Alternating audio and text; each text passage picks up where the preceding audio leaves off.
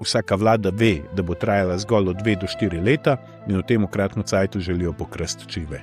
To je tudi edini razlog, zakaj imamo mi visoke davke. Kult Janeza Janše, jaz tega človeka sploh ne poznam osebno. Jaz ne vem niti, aj dober, aj slab, kakorkoli že, ampak on je točen tak, kakor je, tak mora biti. Na drugi strani pa predstavlja zlobnega zmaja, proti kateremu bojo ljudje volili za kogarkoli, bo mainstream medij rekel, da je to prav.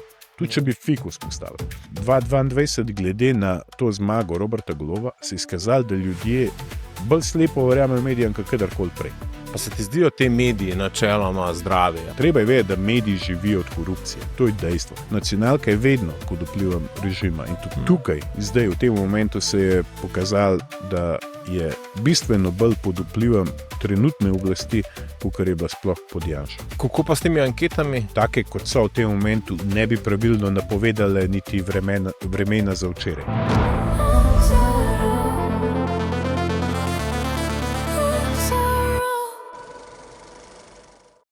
Zoran Stevanović, hvala za zaupanje, da si se odzval mojemu vabilu.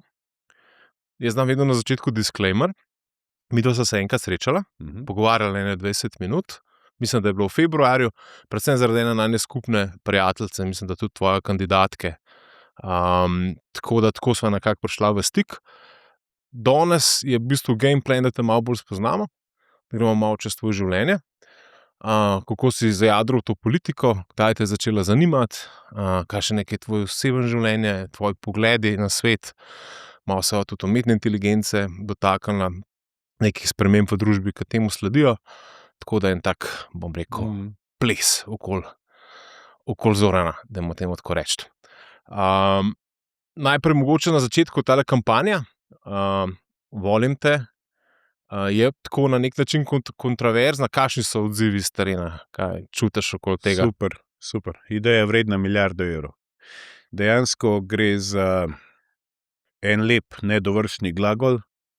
Volim te, ker pomeni neko stalnost, neko konsistenco, neko ponavljanje v skladu s SKJ-jem, se pravi, na vsakih volitvah volim zate.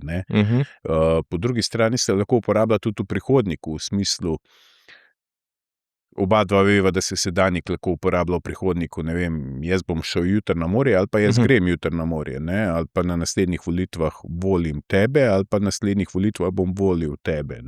In to je v bistvu to. To je v bistvu to. Čeprav ima ta sentiment ljubezni v sebi. Ja, marsikdo nam očita, da bi lahko tudi v nekem drugem jeziku, bodisi hrvaščini, srbščini, bosanščini, črnogorščini, pomenili karkoli drugega, ampak dejstvo je, da je, mislim, da v Sloveniji prepovedan se sploh oglaševati v tujih jezikih, tako da mi zagotovo nismo razmišljali o temu. Tudi svoboda konec koncev pomeni, oziroma svoboda je znana poljska atletinja, pa če jo mi oglašujemo tukaj, verjetno ne gre za to atletinjo. SDS je znana leva makedonska stranka, pa vsi vemo, da ne gre za če se oglašuje v Sloveniji, tako da gre za stvar percepcije. Sej, to je bila čistko, veš, žogica ping-pong, zato ker na teh plakatih vidiš marsikaj napisanega, od pozitivnega do negativnega v zadnjem obdobju, zato mislim, da je bila ta prva žoga prej, volim te v hrvaščini, v hrvaščini, ampak to pa čisto tako, to ni zdaj nek učitek ali pa neka... Popolnoma razumem, ampak že če se pogovarjamo o tem, to pomeni, da je marketing sledil svoje nameri. Točno to. Kdo je Zoran osebno? V prvi vrsti oče, sin, brat, mož, človek se je politično ali pa družbeno aktiviral že pred leti, izključno zaradi tega, ker je začutil neko svoje poslanstvo in misel, čeprav deluje precej naivno ali pa entuzijastično, da lahko marsikaj spremeni v tej družbi. Ok. Kakšen si bil pa kot otrok, upornik, priden, tisti v razredu, ki je bil bolj kot ne lider ali ki je bil tako nekje? Z mano so vedno v bistvu imeli težave drugi. Jaz načeloma rečem, da nimam v življenju nikoli težav, ampak da jih ima lahko marsikdo z mano. Ampak pri meni je zanimiva ta zgodba, da sem vedno bil recimo odličnjak. Kar se tiče uspeha, vedno sem imel dobre ocene, res. Moje vedenje je bilo pa velikokrat zgolj primerno včasih tudi manj primerno. Bil sem živ otrok vedno, nisem nikdar maral avtoritete posebne nad sabo, sploh če sem čutil, da so ti ljudje, ki bi mi morali predstavljati avtoriteto, nekako šibkejši od mene, v kakršnemkoli ali fizičnemu, retoričnemu ali pa intelektualnemu smislu. In potem sem se celo odločil za poklic, kjer ta lastnost nikakor ni bila dobrodošla. Torej ta policijska pot. Jaz sem pri 14 letih... To je bila prav tako neka želja notranja, to si ti ugotovil, da si to želiš delati? Da je to smer otrok pri 14 letih ne ve, kaj si želi delati. Ne, pogleda en dober film, kjer je nek policist ali pa, ne vem, kriminalist, kjerkoli. Pa če gledamo te ameriške filme, oni to še enačijo z detektivi, ki delajo v okviru policije, ne, nek frajer, nek heroj in pa na podlagi tega se odločaš. Ne. To je v bistvu edina negativna lastnost te srednje policijske šole, ki jo jaz zagovarjam, zaradi tega, ker dejansko pridejo tja ljudje, ki mogoče to sploh ne želijo delati na dolgi rok ali pa se v takem sistemu nikoli ne bojo videli. Ampak pri 14 letih pač ne moreš pričakovati od človeka, da bo vedel, kaj točno v življenju želi, ne. Pa priješ enkrat v tak sistem, pa vidiš, da te učijo in te izpilijo. Sej ravno prednost te srednje policijske šole je ta, da jaz smatram, da je policist kot poklic nekaj, v kar te morajo vzgojiti. Temu načeloma rečejo pranje možganov, karkoli že, ne? Ampak to se ne moreš naučiti. Ne? Se pravi, pri 20 letih biti, ne vem, z vsem spoštovanjem, ampak recimo biti natakar, pa kar naenkrat videti, da nimaš nekega velikega dohodka v tem gostinstvu ali pa da so pogoji taki in drugačni, ne, in se odločiš, da boš naenkrat policist in pol v, ne vem, zdaj v 18 mesecih to kar rataš. Pač. Jaz skozi trdim, da policaja ne dela pištola, ampak srce, ne, in to srce ti oni pač morajo dati. Zdaj lahko ima to negativno konotacijo, se pravi, kot sem rekel, da ti operejo možgane na ta način, da to postaneš, ampak v vsakem primeru zagovarjam srednjo policijsko šolo, kar se tiče tega, to je ta bivša kadetenca in žal mi je, da so jo ukinili, ker tu dejansko na terenu, ko si delal, je bila bistvena razlika med takmu policistom ali pa drugim policistom, že v medsebojnem zaupanju pa pokrivanju hrbta.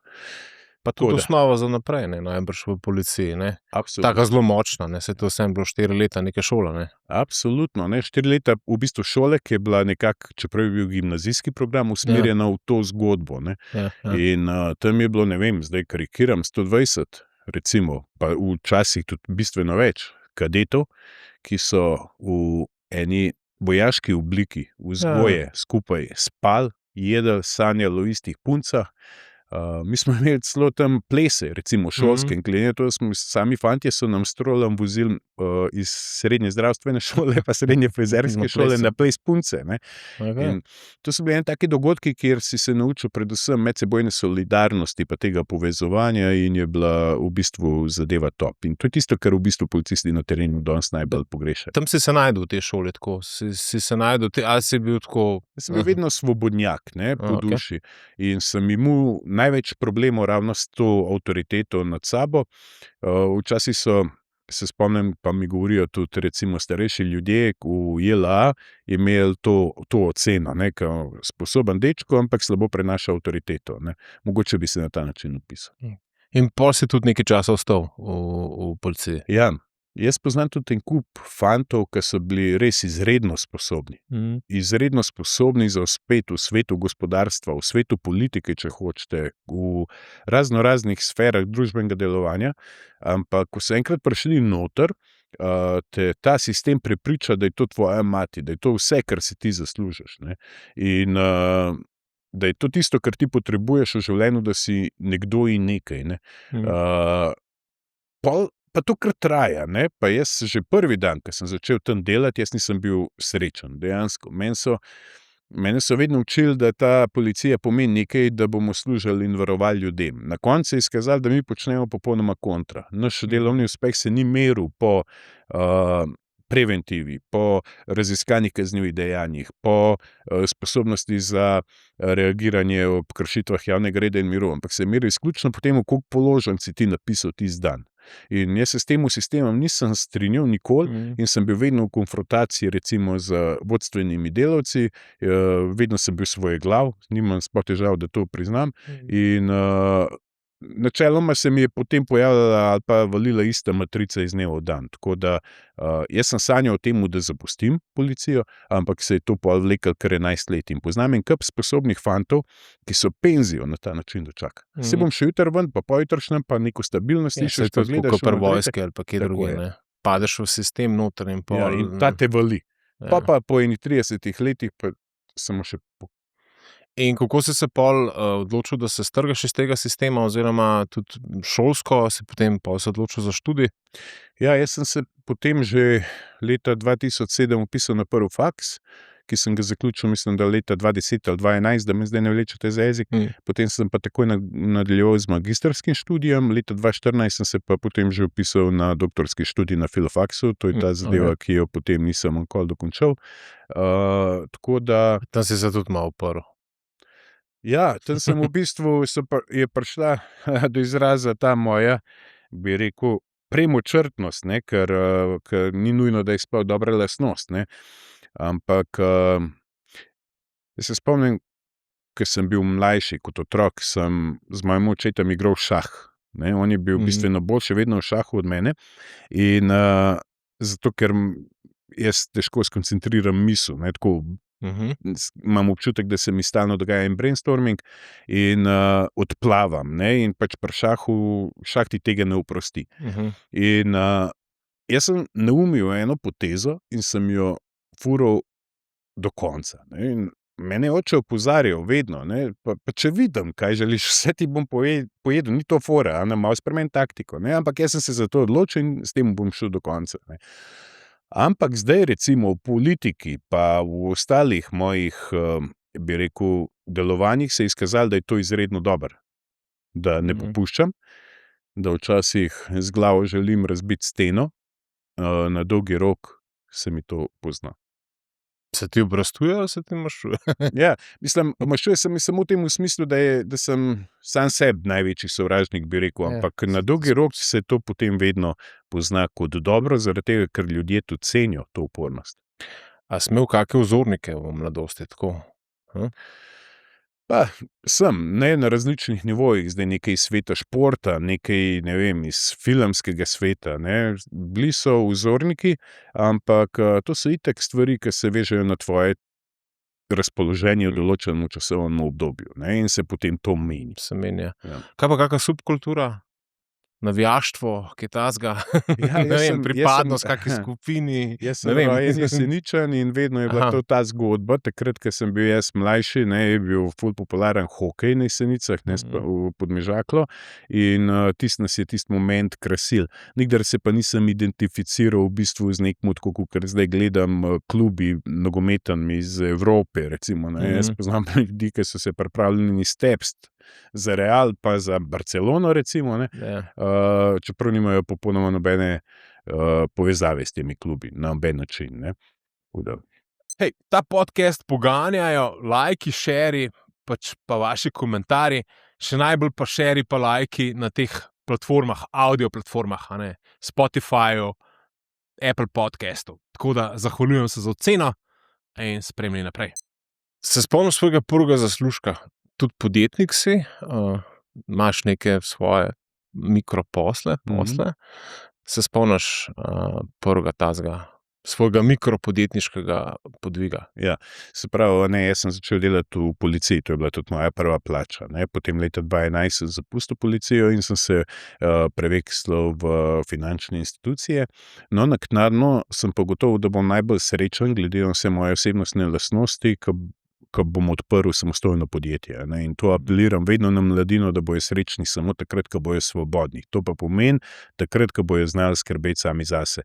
In ja, jaz sem se potem začel ukvarjati z gradnjo adrenalinskih parkov.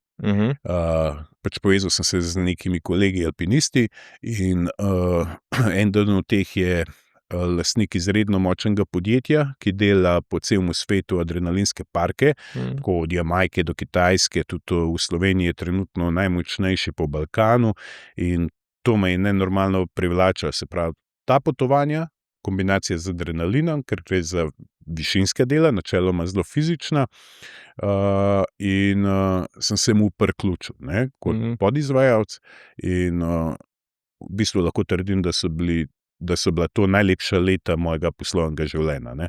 In tudi ogromen zaslužek, priznam, da še danes marsikaj črpam iz teh virov, glede na to, da sem zdaj popolnoma skoncentriran na politiko, ampak to je nekaj, kar bi rad izpostavil, ne. Mi smo na primer naredili najdaljši zipline v Sloveniji, Črna na Koroškem, recimo, ne.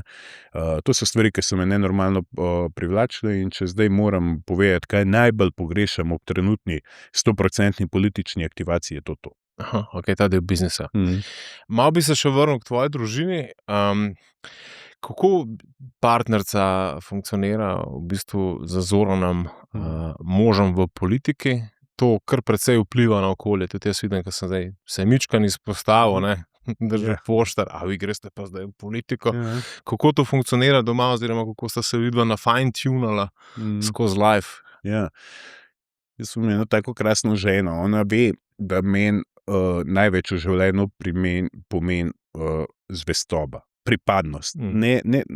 Ne govorim zdaj o klasični žensko-moški zvestobi kot partnerjema dvema, ali pa ljubezenski zvestobi. Govorimo o temu, da vedno rabim za sabo človeka, ali pa da najbolj cenim to lastnost tudi pri prijateljih, ne, da me nikoli ne izdajo, ne. In ona je res ženska, za katero dam roko v ogenj, da me nikoli ne bo izdala. Definitivno je tako vojaško disciplinirano v tem smislu, in to meni ogromno pomeni, in na koncu ti ona lahko predstavlja in prijatelja, in sestro, in ljubimko, ne. In na ta način se tudi obnaša. Oba dva igrava ful dobre vloge, kar se tiče očeta in matere. Odličen partner je v projektu ustvarjanja dobrih ljudi, in to so stvari, ki jih cenim pri njej, s tem, da ona ne želi se nikdar medijsko izpostavljati in ji to prinaša pač neko breme, če se že kje more, ne, ampak načeloma jo jaz obvarujem pred tem, po drugi strani mi pa izpada kot del ene lepe tradicionalne družine nekdo, ki mi je močan veter v hrbet. Zdaj, mi smo pa med mladimi ratali nek trend, sploh nismo več, bi rekel, politična stranka, dejansko trend, ne, ali pa neka subkultura, kar opažam po odzivih iz terena, ne, zdaj, kar gledam tudi po celi Sloveniji, ko hodim, to je nenormalno velik odziv, kar se tiče teh selfijev, pa sploh recimo zaradi teh modernih orodij, kakor so Insta pa TikTok, ne, in ta mala dva, ne, recimo zdaj, ki sta mlajša, ona dva, njima se to ful lepo zdi. Koliko sta stara? 16 pa 14. Aha, ok, moram k najstnika. Ja. Ravno danes sva se z mojo mimo ekonomske fakultete pelala, ker smo imeli ene opravke za Bežigrano, pa sva gledala te mlade, pa sva rekla, po moje to so te, ki bojo za Stevanoviča volili. Zdaj samo vprašanje je, če jih bo uspel Stevanovič premakniti iz cone obdobja, pa spraviti na volitve, ne? To se mi zdi, da je tudi tisto tvoj glaven, ali pa velika lahko razlika v rezultatu, no. Jaz se absolutno strinjam, in to je edina zadeva, v kateri... Ker tudi mladi zelo podobno razmišljajo, ful imajo odprte glave v tujino, na njih ne vplivajo več slovenski mediji, in se po mojem tudi s tvojimi idejami, kakorkoli so lahko na momente nekoliko populistične, lahko zelo identificirajo. Absolutno, gledam tudi recimo odzive na recimo teh modernejših spletnih omrežij, pustimo zdaj Facebook, ampak sporočila, ki jih pošiljajo, dejansko so se začeli zanimati za politiko, in to je bil eden od mojih ciljev, ne, tudi politično aktivirati to mladino, da se zavedajo, da bojo oni najdlje živeli s posledicami političnih odločitev, a ne, in da je od politike pravzaprav odvisno vse in naj se pač ukvarjajo z njo, ne. Se ti zdi, da je premalo te politične vzgoje načeloma v šolskem sistemu? Absolutno. Mislim, te odgovornosti do države, saj mogoče ne te v klasičnem smislu politične vzgoje, ne, ampak od tega, da je to neka dolžnost, ki jo moraš... Absolutno, ne, zato smo mi tudi govorili, da bi uvedli obvezne volitve. Pa ne kot sistem palce, ampak nek sistem korenčka, mogoče neke davčne olajšave, nekaj, ne, ampak ljudje bi takrat premešali karte na političnem sistemu, ker dejansko ne bi volili zgolj po tej naši matrici za tega proti temu, ampak bi volili v bistvu dejansko na podlagi nekih programov, pa vsebine soočanj in podobno, ne. Ja, da ni pravica, ne, da je v bistvu dolžnost, ne. To bi pravzaprav dolžnost je to že zdaj, ne, sam jo mi ne smatramo, ampak jaz zato ne krivim ljudi. iskreno, Ne. ampak krivim pač režim, ker je vrsto let delal na tem, da zagnusi politiko ljudem. Da se čim manj ljudi ukvarja s politiko in da eni in isti volijo vedno ene in iste. In zdaj tukaj zakar strinjava. Ja. To moram reči. Ja, in pač kuhna. Kaj ti je v bistvu tisto, kar najraje ješ, ali pa kaj najraje tako si prvošaš takrat, ko spustiš gard, kar se tiče treninga. Ja, jaz sem drugače precej discipliniran okrog hrane, zdaj je pač tako obdobje, da velikokrat tudi nimam časa ali pa ne vem, tudi nekega fokusa na tej hrani, ampak načeloma je meni samo pomembno, da ob danih okoliščinah pa mojih 7 treningih na teden, ki so načeloma brutalni, da pojem okrog 300 gramov beljakovin na dan. Okay. Za drugo mi pa sploh ni to pomembno, ker skoraj vedno potrošim več, kot vnesem. Okay. In drugače, če me pa sprašuje za te off-daye, pa te, bi rekel, trash day. v bistvu za neke cheat daye rečejo. Imam pa izredno rad pice. Ne? To so stvari, ki jih največkrat pogrešam v teh obdobjih, ko malo popazim na hrano, ali pa kakšen dober Horasburger, recimo. Daj mi povej, kakšni so to treningi in koliko časa to traja? Koliko ti to na dnevni ravni vzame? Ker pač to... Ja, Jaz sem tudi imel svoje obdobje, sem imel 5-6 treningov na teden, pa sem se po mojem takrat precej prekuril. V enem obdobju, tako sem mogoče spustiti to za en del. Razumem, ne? Meni se tudi včasih potem zgodi, da sem v stalni fazi pretreniranosti, pa nikoli to ne pomeni nič dobrega, zaradi tega, ker se telo začne braniti in začne dosegati kontraefekte, ki bi jih ti rad v tistem momentu. Ampak jaz načeloma res naredim 7 jih na teden, ponavadi so to 3 do 4 za moč, pa 3 do 4 za kardio, ful je tudi važen od vremenskih razmer, zunaj pa vse. Ne pozna se mi pa toliko na času, zaradi tega, ker sem žrtvoval vsaj uro ali pa 2 spanja. Zaradi tega in jaz vsako jutro vstajam v bistvu cajtu 4:45 in že ob 5:30 zjutraj začnem s treningom. Bodi si tek, bodi si to, in jaz imam do 7 zjutraj to zaključen. In sem se toliko navadil na to formo, da pravzaprav zdaj v tem momentu, ne glede na to, da ljudje cenijo to jutranjo disciplino, da jaz bolj cenim une, ki gre v službo, pa se jim potem da še iti na trening. Ker načeloma, če bi jaz falil prvi jutranji trening, ne vem, v ponedeljek, bi se zelo težko popoldne pripravil, da grem. Razumem, ja. A imaš tako, si vrževiran drugače? Ne. Nisi? Tudi horoskop pa te zadeve? Ne. Zanimivo mi je včasih o tem kaj prebrati, če je meni dobro, ne? Ampak jaz sem po horoskopu riba, načeloma so to melanholična bitja, pijančki, pa tudi jaz ga rad na zob dam v družbi, pa tako, da nam zdaj kakšnega čestu ne igral, ampak se mi zdi, da sem popolnoma kontra od tega znamenja, ne? Čeprav valjda je pomemben podznak, kako že, v tistem sem pa baje lev, tako da... Okay. Mogoče po levo, je ta malo dominanca, ven stop. Pijačo si omenil, kaj si bolj, viski, vino, pivo? Če že imam rad kombinacijo enega malo bolj cheap viskija, recimo Jameson, pa Cola Zero. V tem zdaj uživam. Cola Zero. Ja, bil sem ful ljubitelj piva. Vedno sem pil laško pivo, tako mislim, to mi je bilo top, ampak že vrsto let, potem, ko sem pač videl, da bistveno preveč kalorij s tem vnašam nepotrebnih, sem se piva čisto izognil. Tako da rad pijem... Kaj je pivo že 7 žemelcev, nekaj tazga? Ja, nekaj tega pravi. Se pravi, rad imam v tem momentu Jamesona, s Cola Zero, rad imam suha vina, bodi si belo ali pa rdeče, pa rad imam res dobro rakijo. Slivovko kakšno ali pa kaj takega. Pol čist nisi abstinent glede na fizično kondicijo, to je kar zanimivo, ker včasih nisi več ko mlad, ne? Jaz sem 44 let bil star 23. februarja. Ja, sem tam, malo sem starejši. Kakšen kulten film, ki si ga velikokrat gledal ali pa, ko si tako včasih zaželiš, pač... Če imaš ko mogoče... Prvo imam rad te thrillerje. Recimo dober film je bil Hide and Seek, recimo, ali pa rad imam recimo tudi te trilogije, kakor je bil Botar.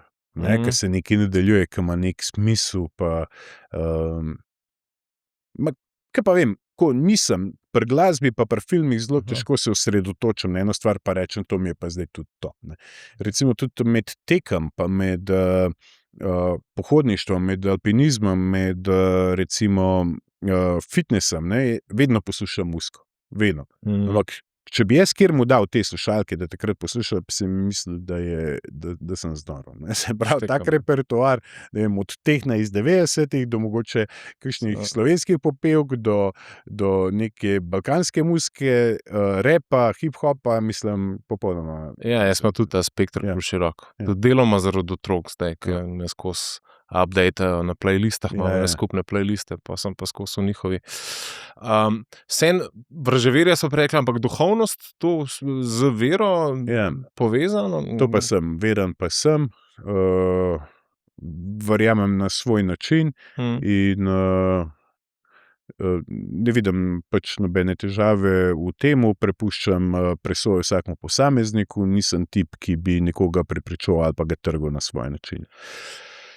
Na kaj si najbolj ponosen v življenju? Na otroke. Otroke? Ja, vse to smo, mislim. Ja, to praviloma vsi, ampak dejansko je, zadnjič sem poslušal enega kolega, ne, ki je sedel na kavi v enem lokalu, tukaj v Kranju, in je bil tam en poštar, ki je nekoč raznašal pošiljke pri nas, ne, in je rekel, pa so bili, debata je bila SDS-ovsko usmerjena, ne, pa ta Stevanovič gor, pa Stevanovič dol, ne, pa je rekel ta poštar, veste, mi si lahko ne mislimo krčmo, ampak otroke imamo pa tako lepo vzgojene, da brez veze. In to mi je bilo nekaj, kar me je pušalo za naslednji mesec. Pozdravljajo. Ja. Sej to tudi pri nas vidimo, ne, tako v naši skupnosti eni otroci res lepo pozdravljajo eni. Ja, tudi tako je. Ok, zdaj gremo mičkam proti politiki, ne, nekako smo te. Jaz sem zvedel več, kakor sem do zdaj vedel. Tudi naloga te, ki sem se pripravljal na sami intervju, je bilo, da sem hotel biti tako zelo prazen list papirja.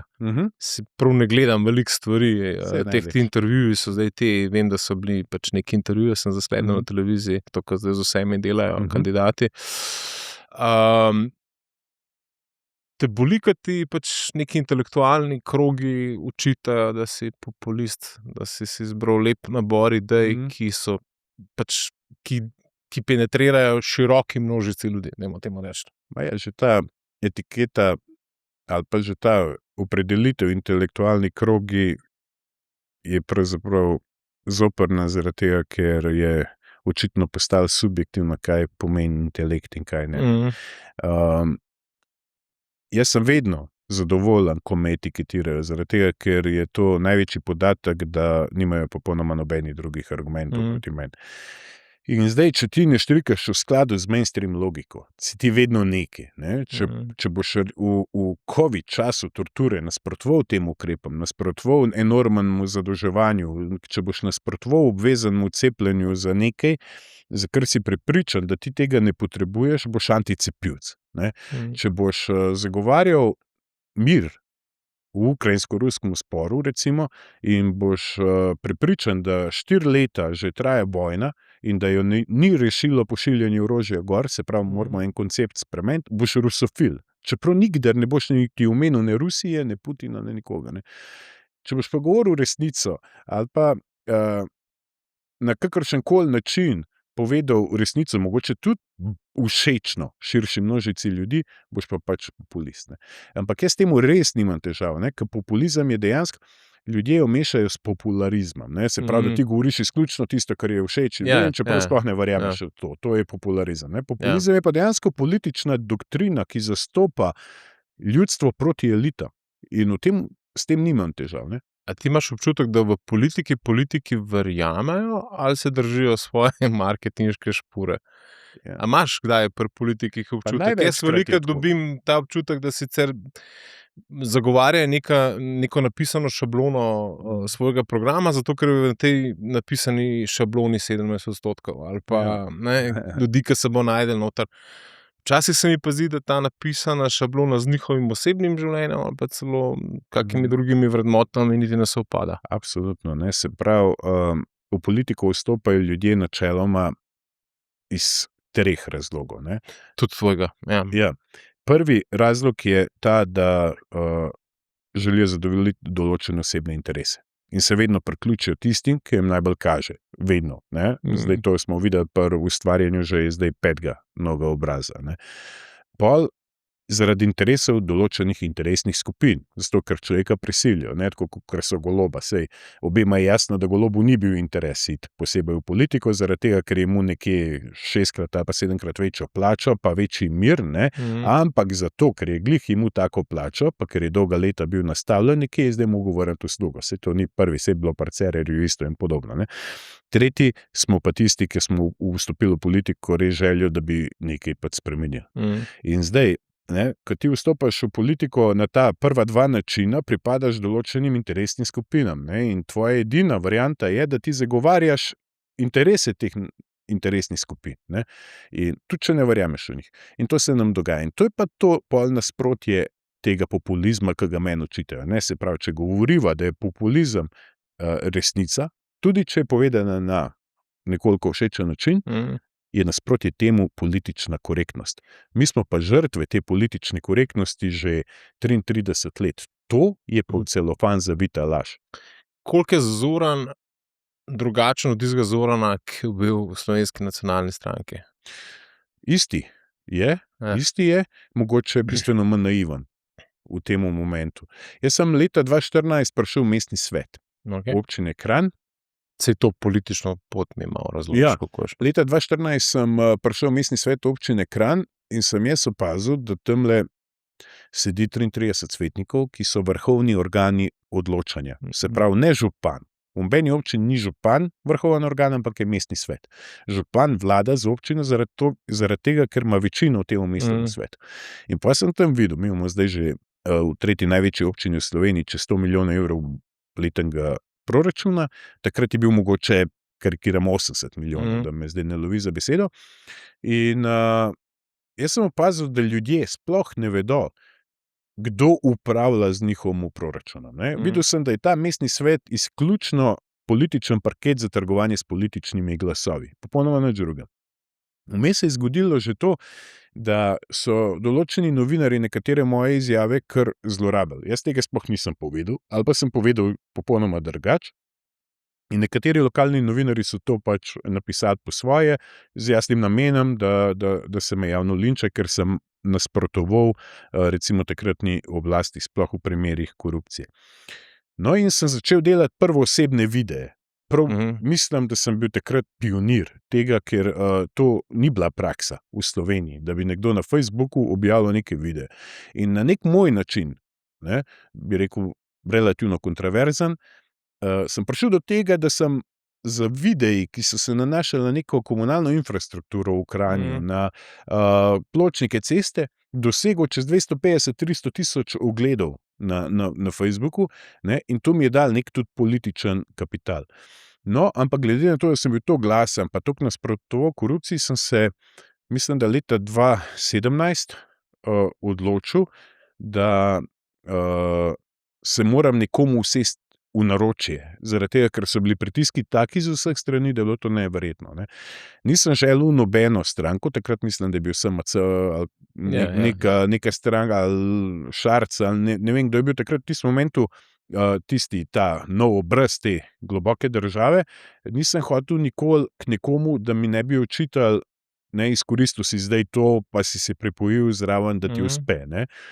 Srečal sem recimo Jelinčiča v tistem momentu na enem dogodku, mislim, da so bili celo dnevi Rusije v enem hotelu Mons, po moje. In on je takrat rekel, pa dobro, pa daj pridi k nam. On je bil izven parlamentarna stranka, ker mi je bilo ful v redu. Potem govorijo o tem, da bomo se reprogramirali, da bomo lahko razmišljali svojo glavo, da bo to zdaj popolnoma neka nova zgodba, in jaz sem res tja vstopil. In po parih mesecih, 2-3, zdaj ne vem, sem videl, da je to v bistvu njegov del. In sem iz stranke izstopil in že leta 2018 sem kandidiral kot neodvisen kandidat za župana v Kranju.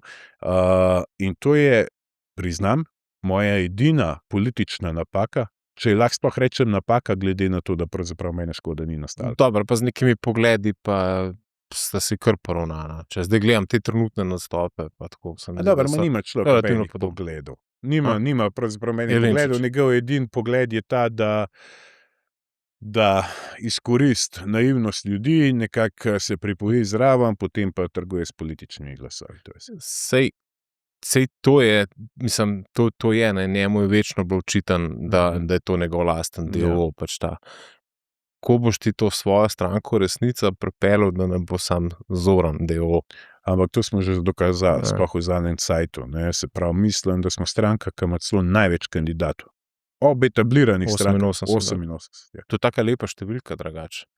Smo že vraževerni. Ja. Zanimiva številka. No, da nam rekel, da smo edina. Drugačno s to pomenil, pustimo detajle. Mogoče ima toliko kandidatov, mislim, da samo še ena stranka. In to niso te največje etablirane stranke. Pokazali smo tudi strokovni svet, ekipo, ki bi zasedali teh 13 ministrstv, o katerih mi govorimo, da so pravzaprav potrebni, ne to, kar zdaj 22. Tudi na soočenja pošiljamo razne ljudi, strokovnjake na določenih področjih, tako da je zdaj že popolnoma jasno, da mi pač to nismo. Največja težava Kranja.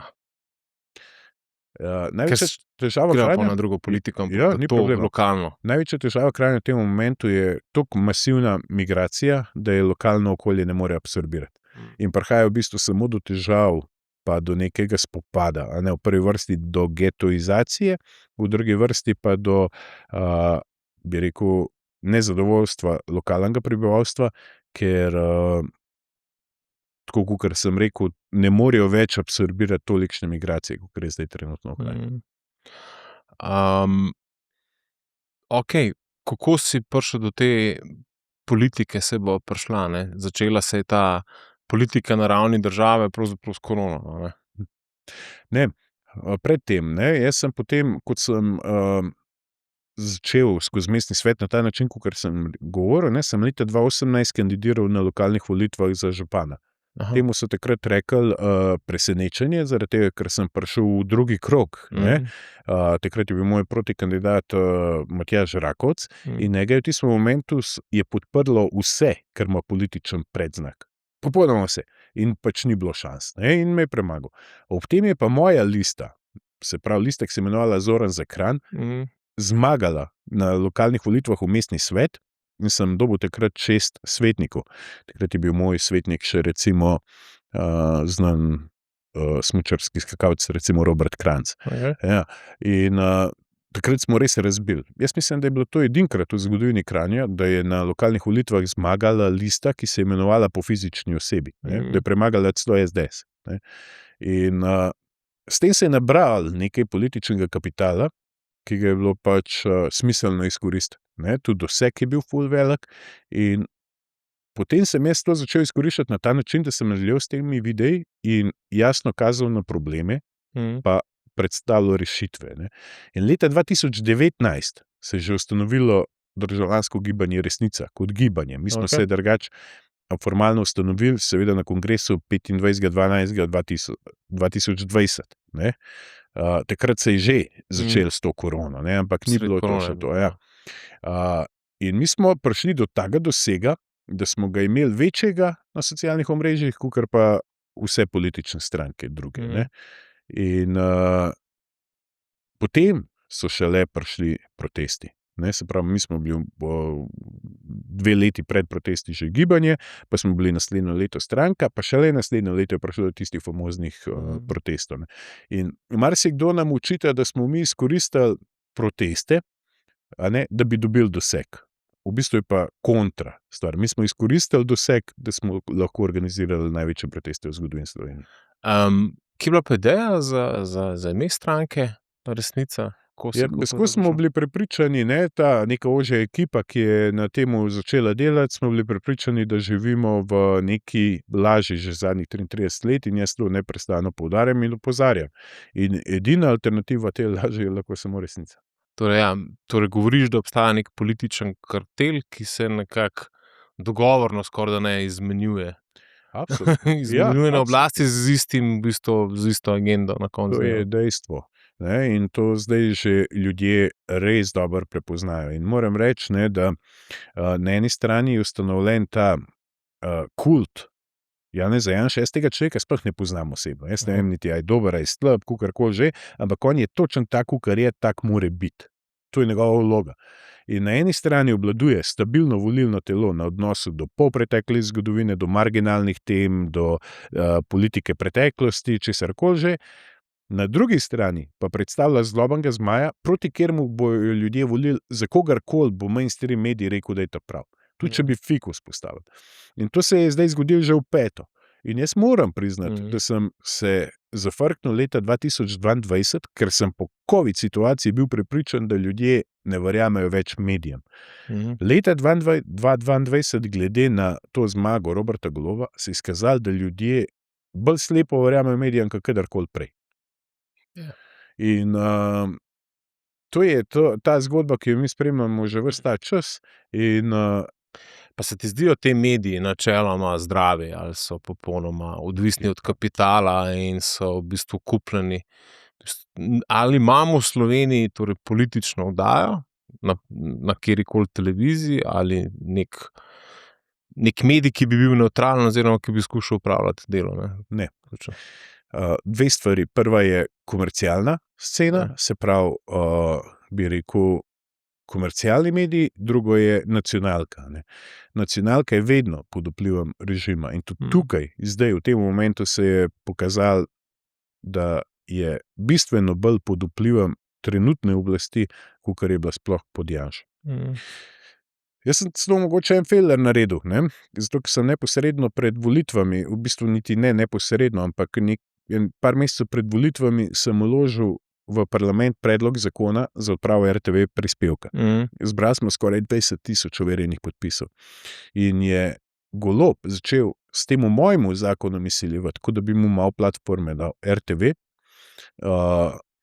bodite pametni v obdobju kampanje, pritiskal na njih, pritiskal na vodstvo, če ne bomo mi sprejeli Stevanovićev zakon.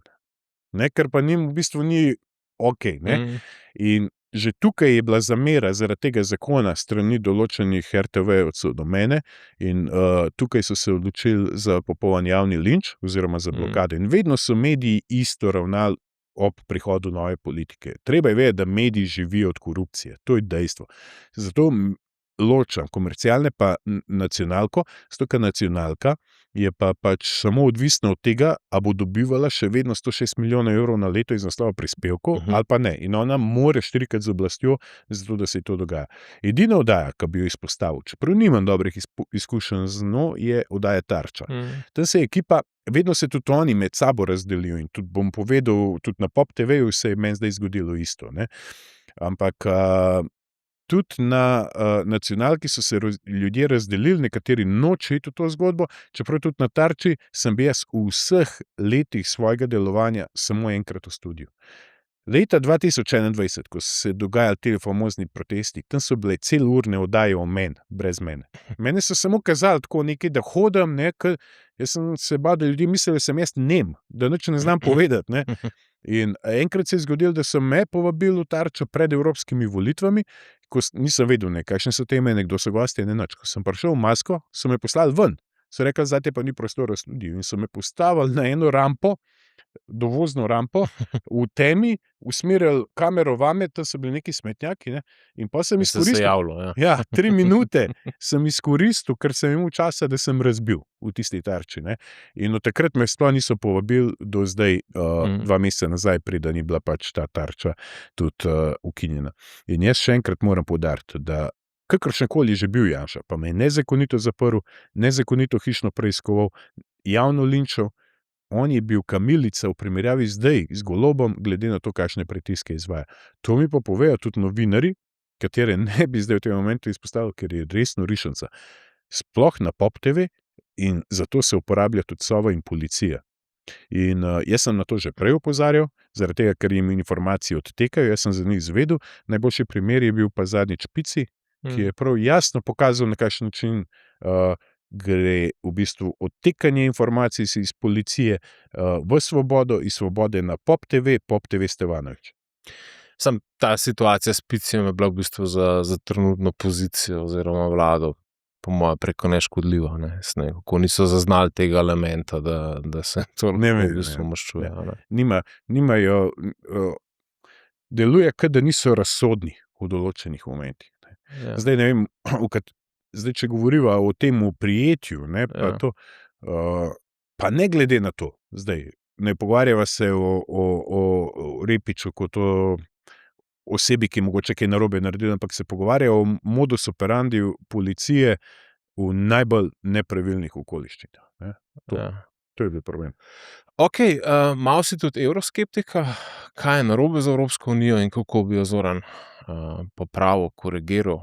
In oziroma, kako bi mi spremenili odnos do nje, da bi nam bilo lepše, ne, ali kako bi to Ja. kdo rekla? Jaz bi te korigiral tulele, predvsem v tem, da nismo evroskeptiki, ampak smo evropatrioti. Okej. Zaradi tega, ker smo prepričani, da več Evropske unije, take, kakor je zdaj v tem momentu, pomeni manj Evrope. In to se jasno kaže, ne. In zdaj, mi smo za vsako obliko sodelovanja, se pravi, sodelovanje ja, ampak podrejanje ne.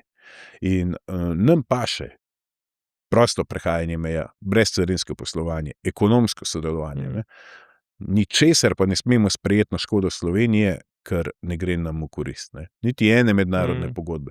Mi imamo 3.a člen, ki govori o tem, da lahko država pred ratifikacijo določene mednarodne pogodbe skliče referendum in vpraša ljudi, kaj si mislijo o tem. Niti enkrat tega še nismo izkoristili po vstopu v Evropsko unijo. In že tukaj se kaže neka oblika diktature, ne. Tudi zelo težko smo konkurenčni, ker smo tako majhni, ne. A veš, majhnost je pri nas tak velik hendikep načeloma, ne. In bi mogli določene stvari, mislim, na to karto majhnosti bi lahko kaj odigrali, pa nič nismo. Absolutno, ne, pa sploh bi se mogli zavedati, a ne, tako kot vedno ponavljam, mi smo lepa, geostrateško lepa država, odličen geostrateški položaj, vse pri nas je super. Ampak treba se zavedati te svoje majhnosti v odnosu na preostali del sveta. In mi, ko se recimo po navodilih Bruslja eksaktno opredelimo za katerokoli stran v tujih diplomatskih ali pa vojaških sporih, mi ne prinašamo njim koristi, nimamo sami nobene koristi, lahko pa dobimo ogromnega sovražnika. Tega pa ne rabimo. Se pravi, zato je ta naš slogan, gradimo mostove, ne zidov, smiseln, ne. In to se je pokazalo, ne, tudi včeraj sem na 24 ur soočenju jasno povedal, ne, pa krivi ste vi. 4 leta vam že govorimo, ne počnite tega. Rotili smo, ko je šel Janša v Kijev absolutno podpirati Zelenskega, ne počni tega. Sej, okej, ni treba ti za enega ali pa za drugega, ne. Ne govorim zdaj za to, da ti moraš biti tam za Ruse, ampak da bodi na strani miru. Probaj dobiti najboljšo možno razmerje z obema sprtima stranema, naj telefoni diplomatov pregorijo v želji pa s predlogi, kako čim prej zagotoviti mir, dajmo tukaj Brdo naše parkrano izkoristiti za to, da bo to srečanje svetovnih voditeljev, ker se bo mogoče vzpostavil mir in da se bojo naši otroci še naslednjih 100 let učili o tem, da obstaja nek Brdski sporazum, ki je mogoče rešil 3. svetovno vojno. In tukaj smo spet, mi se zdaj sprli z eno stranjo in vsakič to počnemo in to je v bistvu največja neumnost. In načeloma to počnemo v čisto vseh konfliktih. Vseh. Ja. Popolnoma vse. Trenutno se največje, kaj bi označil za največjo napako mogoče Janševe vlade, zunanje politično ali pa te trenutne? Kar se zunanje politike tiče, jih ne gre ločiti, ker delujeta popolnoma enako. Popolnoma enako, ene razlike v zunanji politiki ni, delujeta po navodilih Bruslja in v obeh primerih sta se oba izkazala kot zunanja administracija Bruslja. Se pravi, kot dve tajenci Bruslja, ki v Ljubljano prenašata pač samo njihove komande in delujeta tako naprej. Tako kot sem rekel, mi smo že Janšo pozivali k temu, naj se ne opredeljuje, ko se je konflikt začel. Naj odigra pragmatično vlogo. Zdaj, pri Golobu smo bili pa junija, sem bil jaz osebno na sestanku, junija leta 2022, točno s predlogom. Prosim, ne vmešavajte se, ker prinašate škodo samo Sloveniji. Popolnoma nobene koristi ne boste nobenemu naredili, niti se bo zaradi tega vojna ustavila in tukaj se zdaj po 4 letih vidi, da smo imeli prav. Spravimo zdaj spremeniti koncept. Ampak že takrat smo ga to opozarjali, on je meni jasno rekel ne, zaradi tega, ker mi moramo ubogati Bruselj v tem momentu, ker jaz pač ne želim biti, ne vem, drugi Orban, Fico, dobro, takrat Fico to še ni bilo, ampak v tem smislu. Okej, dajva mogoče še mičkam tole pandemijo Če bi spet bila taka pandemija, bi Zoran isto razmišljal ali bi se drugače obnašal? Zdaj nekaj časa je, ta distanca je, ne. Jaz nisem bil antivakser, jaz sem pač nekako razumel, da maska ne ščiti mene, ampak ščiti nekoga v liftu, ki je star 80 let. Meni je bil ta koncept bližje, no, to moram priznati. Tudi zato sem se jaz takrat v bistvu tudi v verbalen oziroma tipkarski. Mene je pravzaprav ta korona tudi spravila v politiko, no, ampak na ono drugo stran. Mi da se nisva nikoli spopadla po mojem kakšnem komentarju, ampak sem se pa zlatko tam, na primer, po SMS-u, ne. Ja. Tako da jaz sem bil na tisti strani, pa ne toliko kot zagovornik tega obveznega cepljenja, tam nisem zagovornik cepljenja, generalno gledano. Sem se cepil, ampak nisem pa pristaš cepljenja. Tudi zaradi enih osebnih izkušenj. Tako da, ampak vseeno se mi je pa zdelo, da se takrat v družbi, ker se je toliko kričalo, ne, so se te gardi ljudi oziroma spuščali in smo te ukrepe v bistvu zelo neupoštevali zaradi tega prizvena. In je družba imela v bistvu na nek način problem, če si pogledal v tujino, ne, na Nizozemsko, ali pa če si pogledal v Nemčijo, ne, so bili tudi enaki ali pa primerljivi ukrepi, ne, mi smo imeli pa pri nas do njih nek, ne bom rekel, se bo slabo slišal, malo balkanski način. In zato tudi število mrtvih v Sloveniji zelo visok. Na milijon prebivalcev smo bili, mislim, da druga ali tretja država, ne, po statistiki pol mrtvih, ne. Tako da, če bi bila zdaj spet epidemija, ne, bi ti svojim volivcem priporočil, da nosijo maske, ampak ob teh distanci zdaj jaz zastopam, da se je skočilo na ukrepe, ki mogoče niso bili prav razloženi ali pa nesmiselni, to so bile občine, ne. Tam sem jaz tudi videl problem, ne, to bi zdaj bil želel biti zaprt na neko občino, ne. Ampak te osnovni ukrepi, ki so jih pa zdravniki poudarjali, ne, najbrž se Zoran danes ne bi šel operirati, ne, pa bi zdravniku rekel, daj masko, da te vidim, da ti vidim v zobe, ne, ampak bi rekel, imej masko gor, ne. A veš, ta logika tega upora, saj vem, da je bil upor proti sistemu, pa proti neki kvazi represiji, pa zaprtosti, ampak je bila, jaz to krivdo dajem tudi zelo veliko na medije, ker mediji niso funkcije tistega, ki bi pravilno izobraževal, še manj pa so prenašali informacije o tem, kaj se v svetu dogaja. Veš, v svetu se je dosti bolj represivno dogajalo, ne, da so bila cela mesta zaprta, ne, po 14 dni in tako naprej, ne, ker so bile te karantene, ne. Kako bi v tej luči te nove situacije, kako bi se Zoran mogoče se drugače danes odločil, ali je to? Ne bi se drugače odločil popolnoma isto ali pa mogoče še bolj krčevito. Prepričan pa sem, da bi se vsaj 70% ljudi, ne, tudi skupine, v katero ti zdaj spadaš, odločili popolnoma drugače zdaj v tem momentu, zato ker zdaj iz te perspektive, ko pogledaš nazaj, jaz sem vedno govoril o tem, da bodo najbolj kričali tisti, ki so bili najbolj nategnjeni. In dejstvo je, da zdaj, ko govorijo o uporabi teh mask, pa se ne bojo spuščali v stroko, ne, ampak ko govorijo o uporabi teh mask, ne, pa to, da bo kirurg imel masko v sterilni operacijski dvorani pri operaciji odprtega srca, je nekaj popolnoma drugega, ali bo nekdo potegnil masko, stal v avtu ali pa obešeno z retrovizorjem z maxi brilom, pa jo dal na usta, zato da bo šel v prvi Lidl. Ker mi dvoma veva, da to nima ambene veze z zdravim razumom. Zdaj, jaz nikdar nisem bil antivakser. Proti covidu se nisem cepil, zaradi tega, ker sem bil očitno prebolevnik, zaradi tega sem imel toliko protiteles in tudi z jemanjem krvi so bili ugotovili, da sem jaz to bolezen imel, s tem, da nisem vedel, da jo imam. In bi si želel, da obstaja čim več takih bolezni, da jih imaš, pa da ne veš, da jih imaš, ker nimaš popolnoma nobenega simptoma. Zdaj, ko govorijo o balkanskem modelu obvladovanja covida, mi je bil mogoče še bližje skandinavski model, ki je bil bistveno bolj ohlapen, pa so na koncu imeli še manj žrtev tega covida, kakor jih imamo mi. Ampak jaz sem se cepil 5-krat pred klopnim meningitisom. Meni zelo težko rečeš, da sem jaz anticepilec. Ne, ampak če pa ti rečeš, okej, smrtnost je nižja kot pri gripi, jaz sem imel to bolezen, sploh nisem vedel, da jo imam, in jaz se pač ne bom cepil. Ti mi pa ne boš tega pogojeval na ta način, da boš rekel, zdaj pa ne boš smel iti v tujino, ne boš smel iti v trgovino, zdaj ne boš mogel upravljati svoje službe, če nisi cepljen. Ker po tem vzorcu se vidi, da je nekaj popolnoma narobe. In ko jaz nasprotujem ukrepom, ko govorimo o tem, da smo se mi 10 milijard evrov denarja smo spiskali za upravljanje posledic COVID krize, nimamo pa pokazati ene bolnišnične rjuhe, kje so respiratorji, ki jih je naročil, kje so izginuli tovornjaki mask, kje so, kakšna komunikacija z javnostjo je bilo. Pa v takih razmerah, če ti nimaš toliko elementarne pismenosti, da postaviš na čelo NIJZ-ja človeka, ki svojo pojavo deluje zdravo, saj da deluje zdravo, ne? Kako boš ti vlil ljudem zaupanje? Ne? Ben Krek, Beovička, Logarjeva niso delovali niti zdravo na pogled. In oni meni zelo težko, pa so lahko 1000-krat zdravniki govorijo o zdravem načinu življenja, pa kaj jaz lahko počnem, pa kaj ne. Pa vsi vemo, kakšna komunikacija je Mukacin v tistem momentu, pa popolnoma vse je bilo zgrešeno. Če bi mi za teh 10 milijard postavili 2 infekcijski kliniki, pa bi jih lahko več, se ne bi danes bali nobene epidemije več.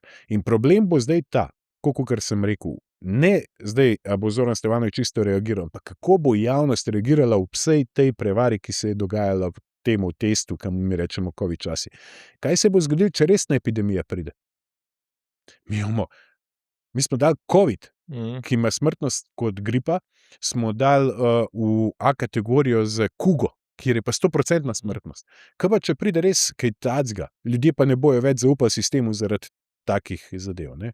To je problem. Ampak, če bi rekla, kaj je zdaj tak nek tvoj končen cilj, ne? Zdaj, prideš v parlament, postaneš del neke koalicije, kaj so tiste tvoje glavne stvari, mimo katerih ne bi šel? Kaj je tisto, kar bi v koaliciji pravzaprav pogojeval z vstopom v koalicijo? Ja. V prvi vrsti je ustvarjanje ugodnega davčnega okolja. To nam je dejansko ena od prvih stvari, ki mislimo, da bi lahko spremenile gospodarstvo na bolje. Druga stvar je ta suverenizem, ki mu mi pravimo, to je to odpravljanje pohlepnosti. Najpomembnejša pa naša rdeča nit je itak antikorupcija. Mi bi tukaj pač spremenili kazenski zakonik, v katerega bi vnesli člen politični kriminal, ob tem ustvarjali poseben oddelek policije, pa poseben oddelek specializiranega državnega tožilstva, ki bi se ukvarjal samo s tem, in pa specialno sodišče brez zastaralnih rokov. To je popolnoma izvedljivo in tudi prakse obstajajo po svetu in take stvari so okej. Povečevanje neposredne demokracije pa čim več samooskrbe. To je teh naših nekaj 5. To povečevanje neposredno tudi z elektronskimi volitvami ali pa saj referendumi? To je tudi del našega programa. Prek blockchain tehnologij mi danes lahko naredimo in volitve in referendum za par evrov. Ja. In ni potrebe po dragih referendumih, lahko ugotovimo, kakšna je približno volja ljudi. Ne vem, ki imajo, zdaj je to Bhutan in Tibet ministrstvo za srečo. Mi tega pač ne rabimo, ne? Da neprestano meriš razpoloženje ljudi. Ampak lahko pa saj pri pomembnejših vprašanjih izmeriš utrip. Pri nas se pa zgodijo volitve in potem se pozabi na ljudi do naslednjih volitev. Kako pa s temi anketami? Zaupaš, da so tako neresnične? Oziroma, zdaj mi noben ne verjame. Jaz mislim, da Mediana, če bo zdaj namerila drastično napačne procente, bo po mojem izgubila referenco. Se je že izgubila na zadnjem referendumu. Jaz mislim, da ankete, take kot so v tem momentu, ne bi pravilno napovedale niti vremena za včeraj. Dejansko. In oni delajo sploh ne več manipulacijo po ustvarjanju javnega mnenja. Oni se dejansko norčujejo iz ljudi. Mediana, o kateri zdaj govorimo, ona naredi anketo za Pop TV zadnjo nedeljo v mesecu. Takoj naslednjemu tednu, čez 3 dni, že dela novo anketo na istem vzorcu za Delo, ki jo objavi ponovadi prvi ponedeljek v mesecu. Čez par dni spet zajame isti vzorc ljudi in dela za RTV. In se pravi, imamo v 14 dneh 3 ankete in vsaka ima drugačen rezultat, ne? Odvisno za kjer medij gre. A ne? In oni dejansko ne zajamejo našega dela volilnega telesa. In zdaj so recimo objavili spet nekaj v Delu, ne, in so nas namerno malo spustili pod prag, željo, da uspavajo naše volilno telo, ker vejo, da bi bil to lahko naš edini problem. In uprizarjajo ta lažen privid boja med to levico pa desnico, pa se imamo šanso premagati Janšo, ali pa dajmo Janši, ta se mu preveč približuje, ne? In to je največji problem. Ne? Se pravi, gre samo za neke manipulacije. Jaz sem več vrtnic, ali pa večjim ženskam sem podelil vrtnice čez vikend, v soboto pa nedeljo, kakor imajo oni sploh reprezentativen vzor. Ja. Tako da je to brez veze. Ampak po političnem programu si bolj na desno. Pragmatiki smo. Po političnem programu smo čisti pragmatiki, z vsake ideje tisto, kar je najbolj za Slovenijo. Prav z Janšo pa podpisano, pa overjeno, pri notarju pa ne bi šel v skupno zgodbo. Zdaj ta famozen podpis se je zgodil v tistem obdobju, ko je človek pač popolnoma pohodil ustavo, ko me je tako tudi osebno zaprl nezakonito hišno preiskavo in tako naprej. Ampak dejansko smo prepričani, da je SDS najbolj etablirana politična stranka, ki izhaja iz starega sistema, ki deluje v bistvu na konvertitstvu in neprestano pa zraven v dogovoru je platforma za ustvarjanje novih obrazov globoke države, ki deluje kot tovarna teh novih obrazov. Ne? In vsa ta matrica, ki se nam zdaj dogaja, da imamo na vseh volitvah samo Janša in anti-Janša stranko, samo dve stranke nastopata na volitvah že vrsto let, smo prepričani, da je to zaradi tega. In če bi mi temu posvečali čim manjšo pozornost, bi ta naboj ugasnil, slej ko prej, in bi se ljudje dejansko začeli lahko odločati za novo politiko. Mi smo samo alternativa tej sceni s tem. Mogoče še eno rečemo na temo migracij, kakšno je stališče tako stranke do migracij, kako bi to uredil, imaš kak model oziroma? Ja, kar se migracij tiče, ničelna toleranca do ilegalnih migracij, skrajšanje azilnih postopkov. Mi imamo zdaj problem, ne? K nam pride pač migrant in on že tam pred prijetjem s policisti vpije azil in pa ga mi spravimo na Vič v azilni dom in mu damo prosto prehajanje do zaključka azilnega postopka. In to on pol 3 mesece lahko tukaj hodi gor pa dol, ne vemo niti kdo je, niti kaj je, lahko se je zlagal svoje podatke, ne? Azil se bo pri nas odobri samo parim promilom. To je dejstvo, ne? In zdaj, če ti gledaš, da se samo parim ljudem od tisočih odobri azil, je popolnoma jasno, koliko ljudi dejansko k nam pride iz kriznih žarišč. In zdaj, to je treba človeka, ne, ki zahteva azil, sploh če je ilegalen migrant, prijeti, odpeljati pod nadzorom v roku 48 urah razsoditi o azilu in če pač tega azila ne dobi, kot kršitelj, ki ilegalno prečkal mejo, zasluži izgon iz države. Kar se pa ekonomskih migracij tiče, imamo pa mi dejansko določene deficitarne poklice, ki jih moramo zasesti. Ampak nam je pomembno, da človek, ki pride v Slovenijo, od dneva ena dela.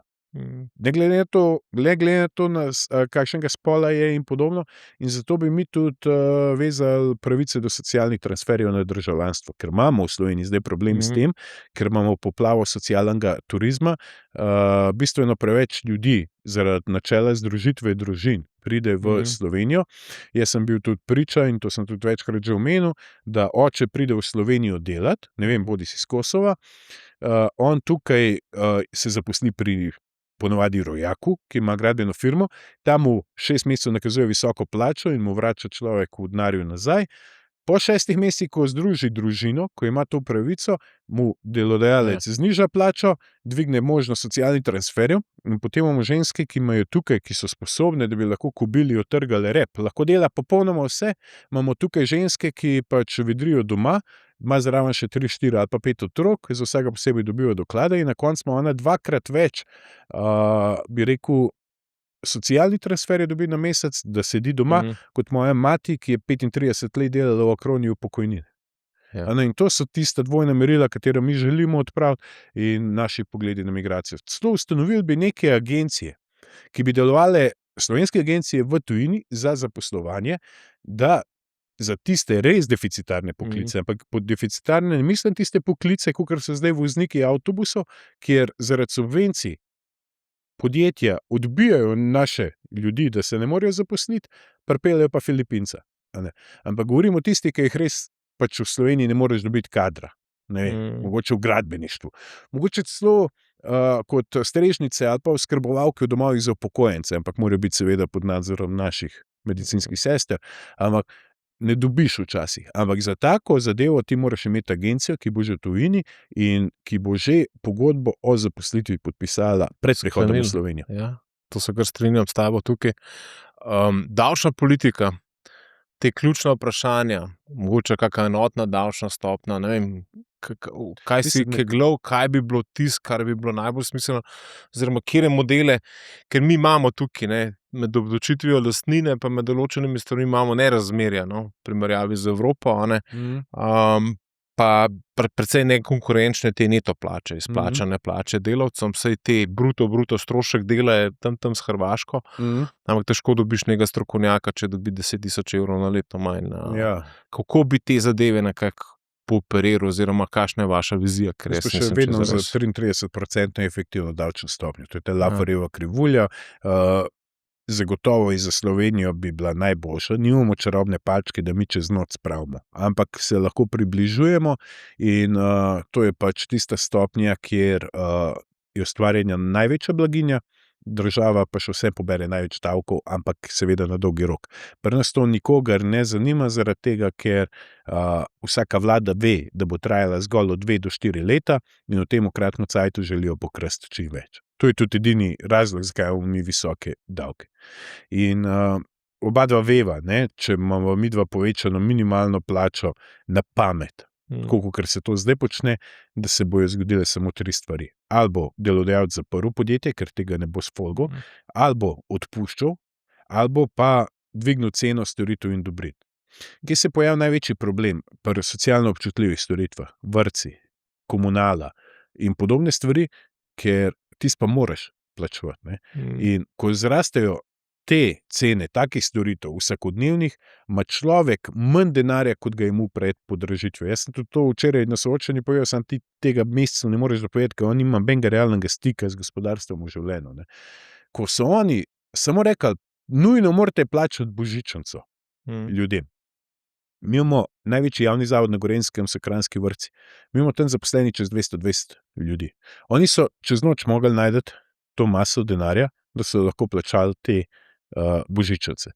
Kje so to dobili? Naslednji dan smo na mestni seji imeli dvig ekonomske cene vrtca. In ne gre samo za vrtce, gre za trgovine, za za tretje, ne? In na koncu ljudje to božičnico dali nazaj državi zaradi podražitve. Mogoče ne v istem mesecu, ampak na dolgi rok, ja. Tako da to se ne sme dogajati. Spravo, treba je zvišati plače, vse plače na račun davkov pa prispevkov. Še ena stvar, ne? Če ti na pamet dvigneš minimalno plačo, a razmišljaš kaj, glede na to, da se bo zaradi tega vse podražil, kaj s človekom, ki ima 1050 evrov plače. Zanj si samo podražil, pa ta ga je dohitil svojo plačo. Se pravi, se izpolnjuje ta metoda ali pa želja ali pa poslanstvo trenutne oblasti, dajmo biti vsi isti, ampak vsi revni. Ne? To je edini razlog. Pa bi ti dal tako neko kapico na te socialne prispevke, pa te stvari za te najboljš plačane poklice, mislim, te 3-kratni, 5-kratni poprečne plače. Včeraj sem to velikokrat slišal, ne, eni zagovarjajo 2,5, ne, tam okrog 7-8 jurjev mogoče, ampak jaz bi to še vse ne bi na ta način interveniral. Socialnih transferov nič ne dobiš nazaj, ne? Bolniške ne dobiš, niti pokojnine ne dobiš, ker je limitirano zgolj. Ampak pravzaprav ni prav tudi po drugi strani. Ne? Zdaj, nekdo, ki dobro zasluži, a je naenkrat manj vreden. Ne? In to tudi ni okej. Jaz bi te stvari pustil, pa ne bi govoril sploh o teh socialnih kapicah, pustil bi samo, da vidim, kako bi se stvari odvijale za našo idejo o znižanju davkov. Okej. Pri nepremičninah nimate kakega posebnega stališča, boljš ne obdavčiti to, kar je že bilo obdavčeno? Mi imamo absolutno močno stališče. Davek na nepremičnine je v bistvu najemnina, ki jo plačuješ državi, da lahko živiš v lastni bajti, za katero si odvedel že 1000 davkov. Ne? In mi smo tukaj absolutno proti. Isto pri davku na premoženje. Davek na premoženje je kaznovanje dela.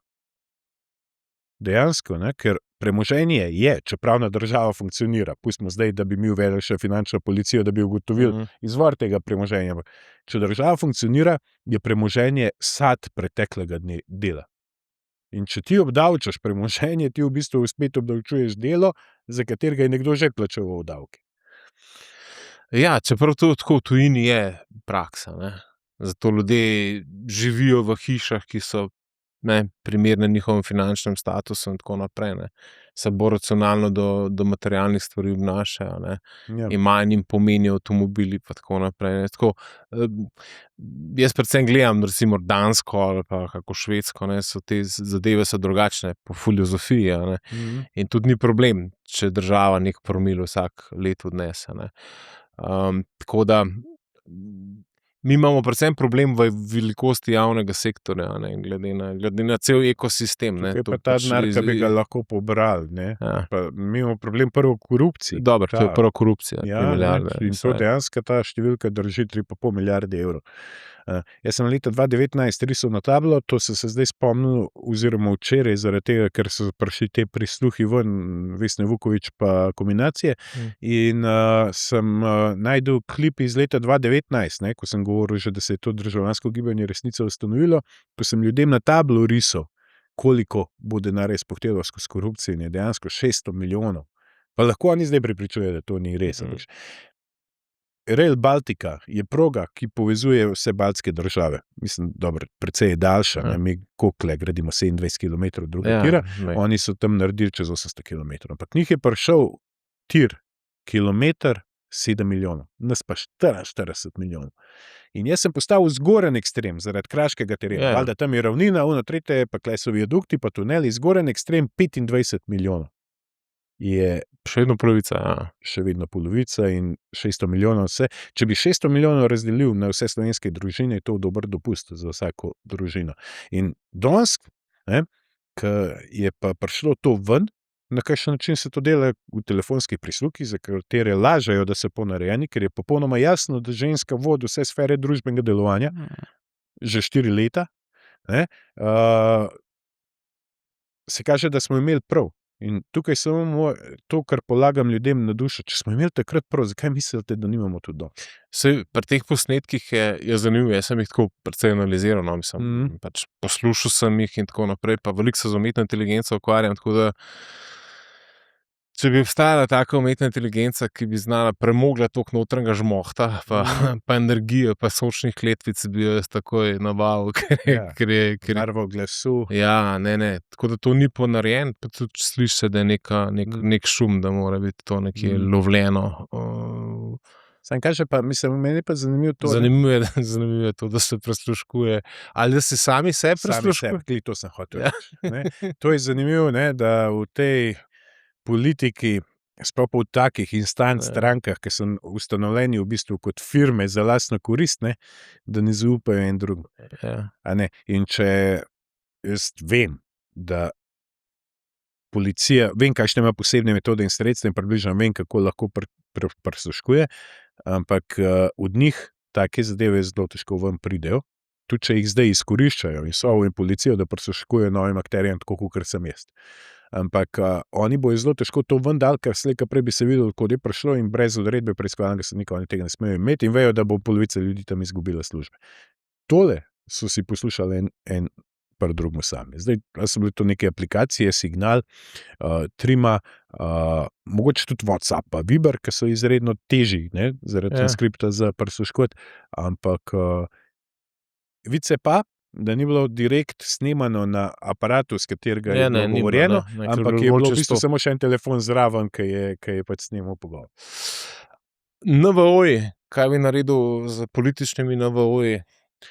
Nevladne organizacije so zame prostovoljni gasilci, prvi posredovalci na terenu, društva za zaščito živali, potem humanitarne organizacije in podobno. Absolutno pa niso nevladne organizacije politične, agitatorske skupine, tako kot je Inštitut 8. marec, na primer, in Glas ljudstva. To so pač organizacije, ki ne delujejo v korist družbi in zato jih v bistvu noben naš proračun ne bi smel financirati.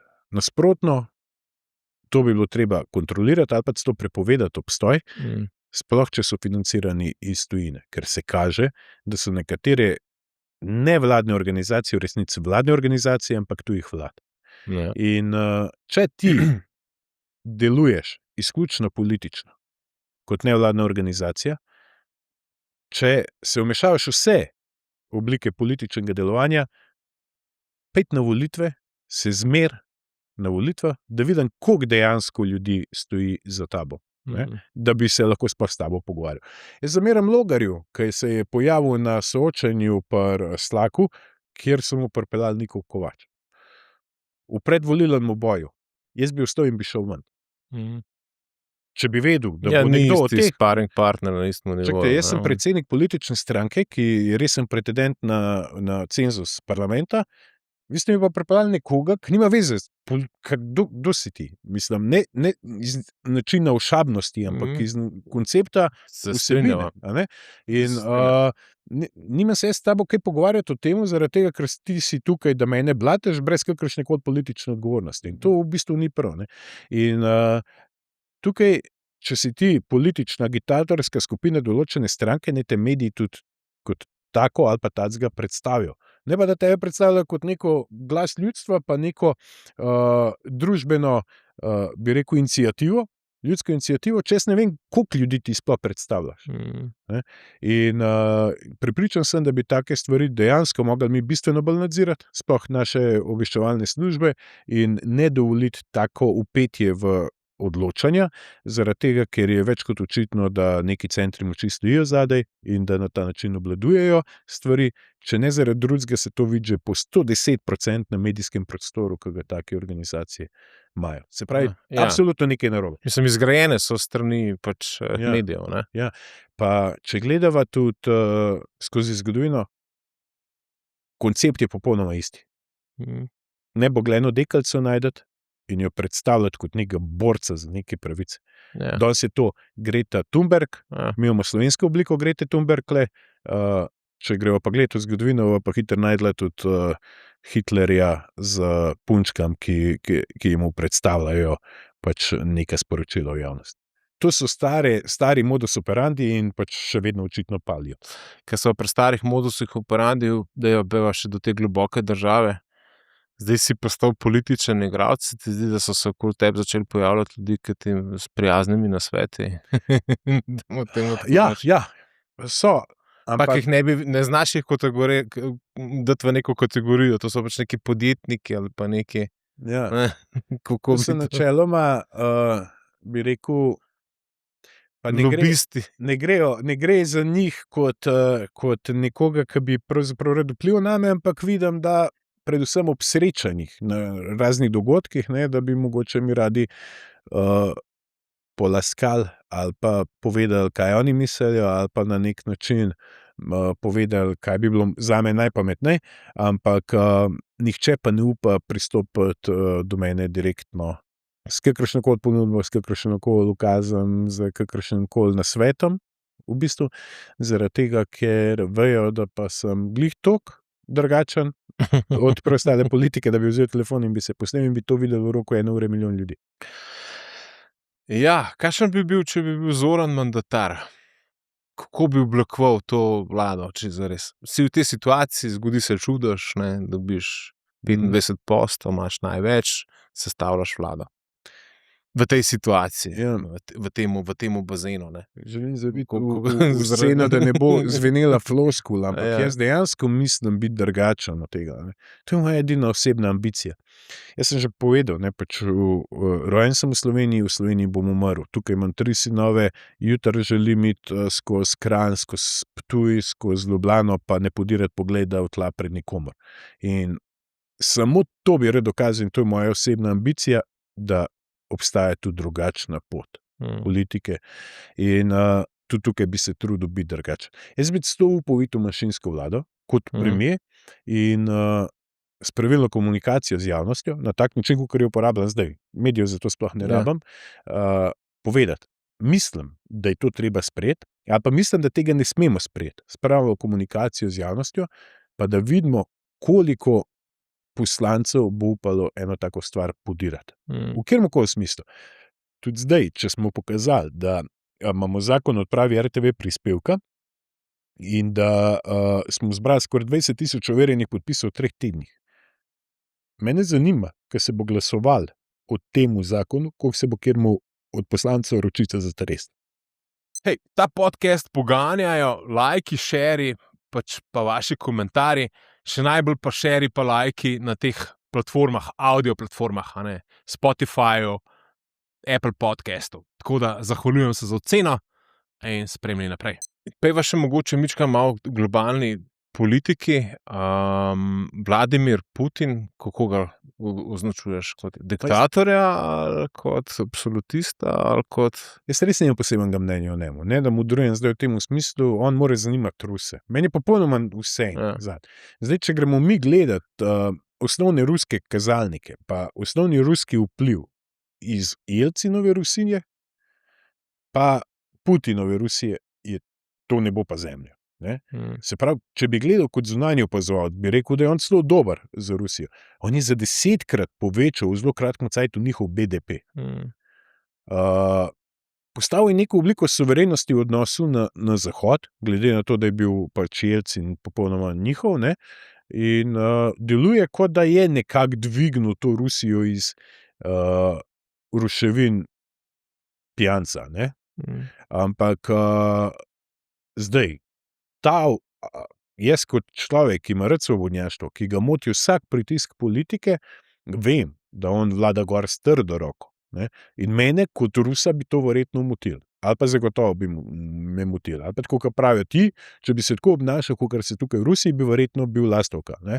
Ampak ne vem tega in ne moremo temu govoriti. Ampak kar se osnovnih kazalcev tiče, deluje, da je on Rusijo dvignil. Zdaj, verjetno tudi s kakšnimi odločitvami ni bilo okej, ampak o tem ne sodi Rusi.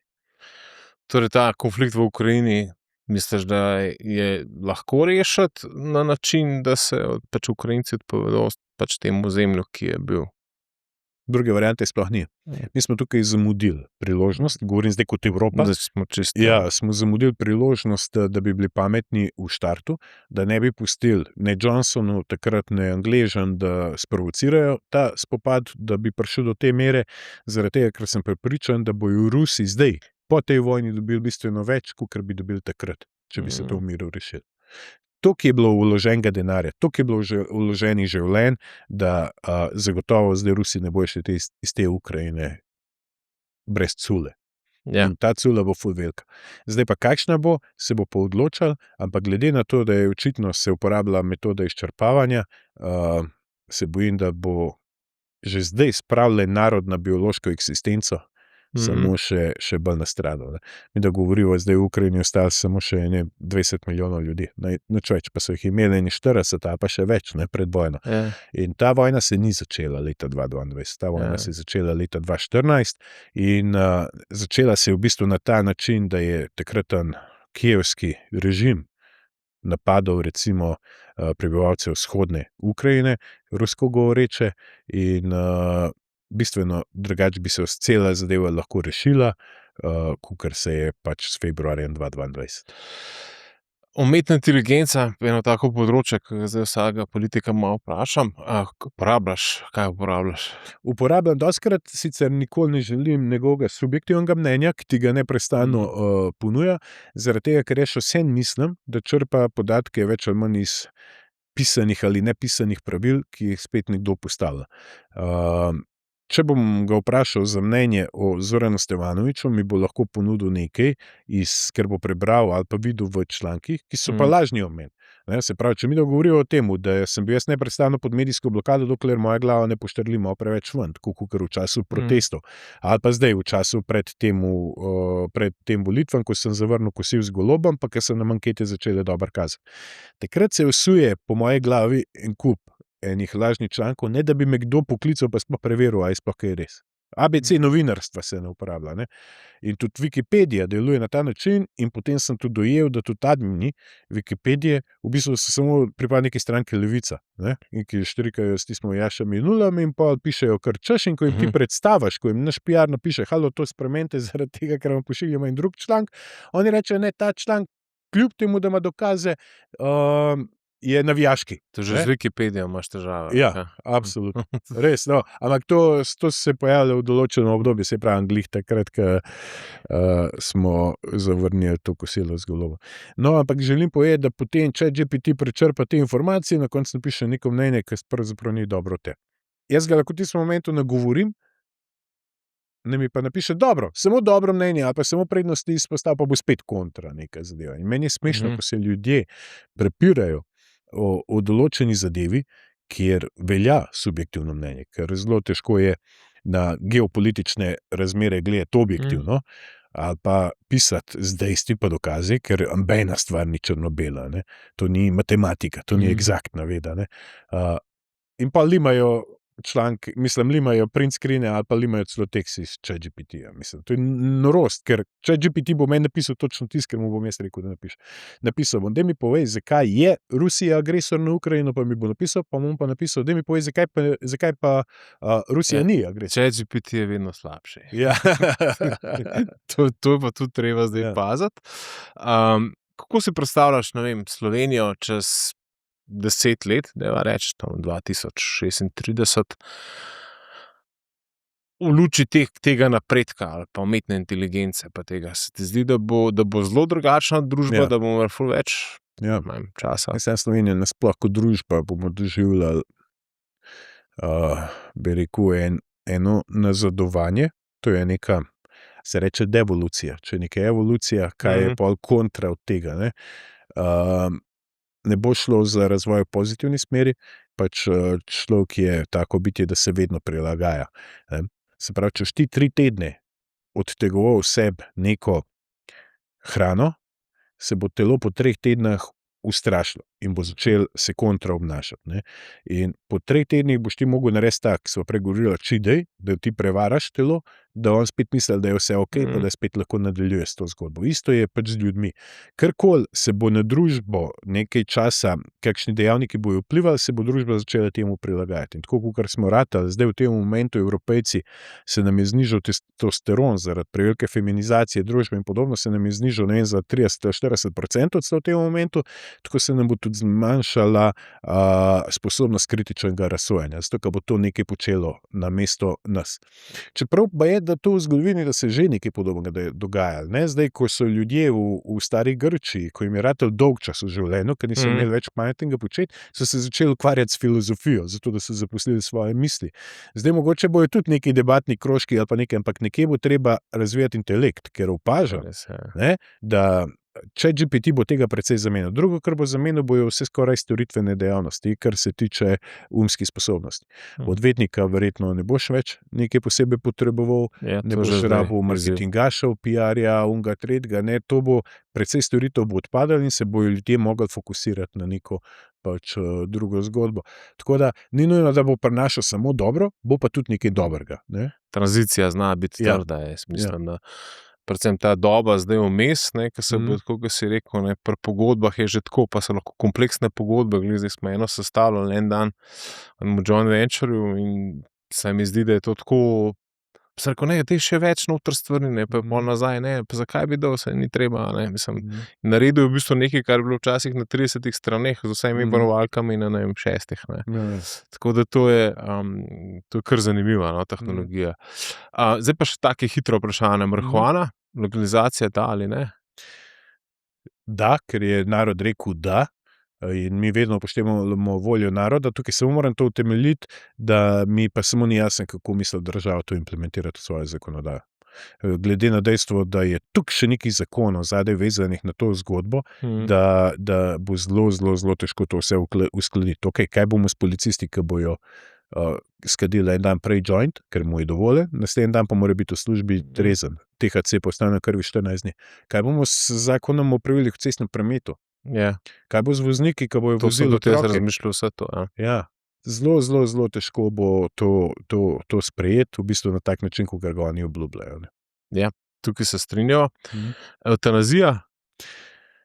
Jaz sem osebno proti, ne dotikam se te zadeve zaradi tega, ker je še ena ideološka tema, ki deli in je tudi zato izpostavljena, ampak nam so obljubljali 30 dni do zdravnika, ne 30 dni do rablja.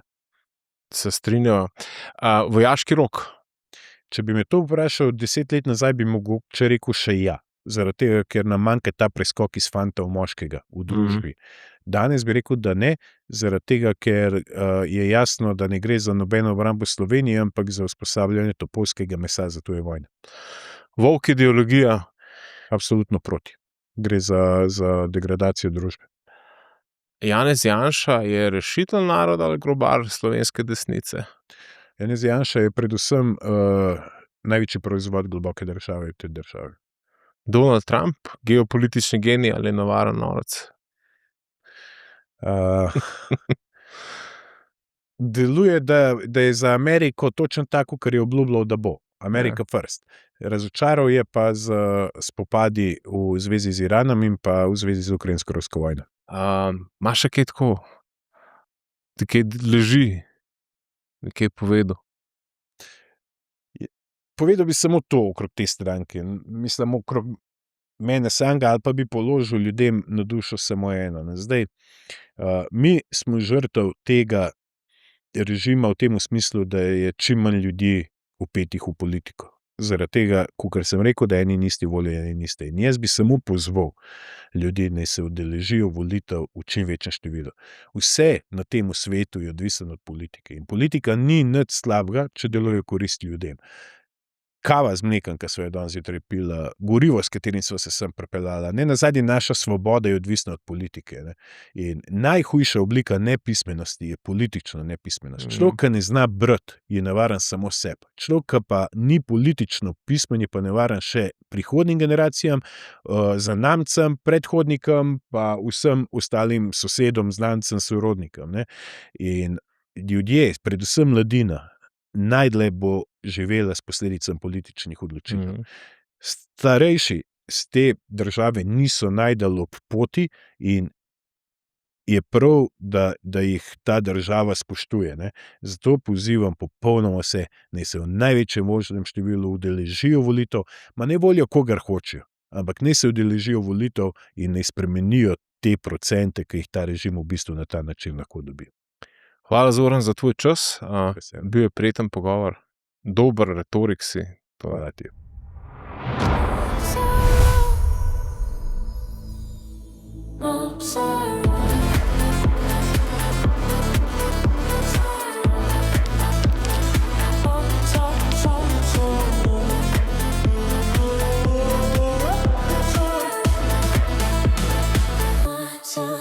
So